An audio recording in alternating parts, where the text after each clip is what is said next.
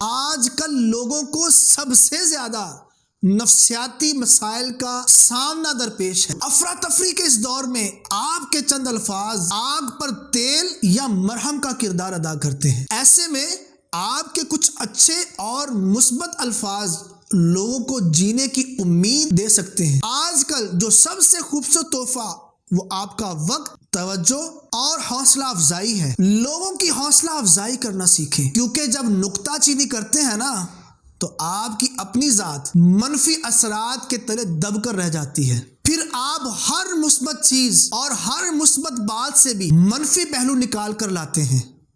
آپ اس قدر عادی ہو چکے ہیں کہ آپ کی آنکھ مثبت بات کو دیکھنے سے بھی قاصر ہے، کیونکہ منفی سوچ کے حامل شخص کی آنکھ مثبت پہلو کو دیکھنے سے قاصر ہوتی ہے۔ ایک بات یاد رکھیں کہ حوصلہ افزائی کرنے والا شخص کوئی عام شخص نہیں ہوتا، اور اس کی اس عادت کی وجہ سے معاشرے میں گوہر نایاب پیدا ہوتے ہیں۔ اس کی وجہ سے کوہ نور جنم لیتے ہیں، اور اس کی وجہ سے معاشرے میں سایہ دار اور پھل آور درخت لگتے ہیں۔ جہاں حوصلہ افزائی کرنے والے شخص کی وجہ سے دوسرے لوگ 2 قدم آگے جاتے ہیں نا، وہیں حوصلہ افزائی کرنے والا شخص 4 قدم آگے جاتا ہے۔ اور جہاں تنقید کرنے والے شخص کی وجہ سے دوسرے لوگ 1 قدم پیچھے آتے ہیں، وہیں تنقید کرنے والا شخص 10 قدم پیچھے آنا شروع ہو جاتا ہے۔ تو حوصلہ افزائی کرنے کی عادت بنائیں۔ زندگی سیکھنے کا نام ہے، گرانے یا تکبر کرنے کا نام نہیں۔